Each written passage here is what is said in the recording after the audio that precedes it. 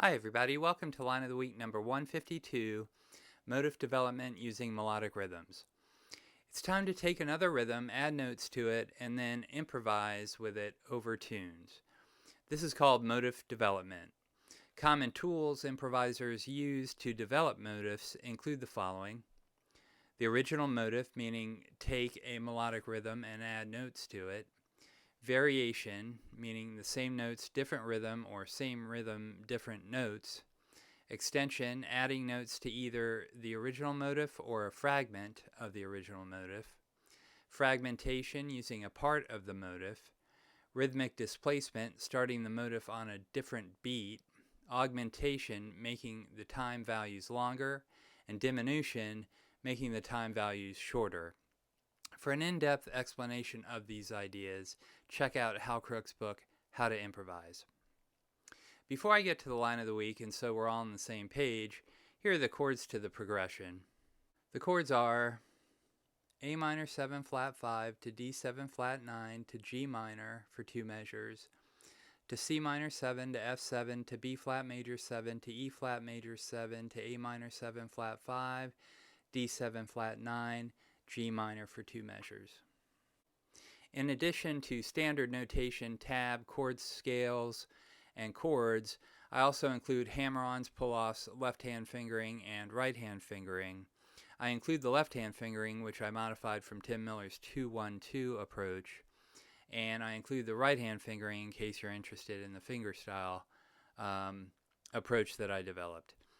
Here are the chords I'm using for this week's line.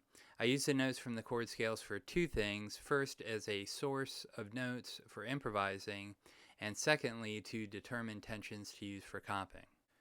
The chord scales are C melodic minor to E flat melodic minor to G melodic minor for 2 measures, to B flat major to G flat melodic minor to F pentatonic to B flat major, to C melodic minor to E flat melodic minor to G melodic minor for 2 measures.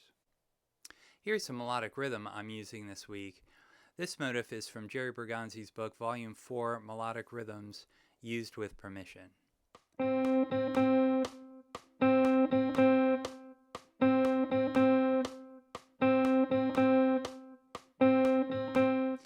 You can try applying this rhythm to your own music and develop it using some of the tools I described earlier. You'll find that you come up with new ideas that you would not have thought of otherwise. Plus, you can use this process not only for improvisation, but for also writing your own tunes in whatever genre you play in. It's not about memorizing licks. It's about a process of applying concepts to your own music. Here's the line of the week with Guitar Pro backing I use to make sure I'm getting the notes and the rhythm accurate.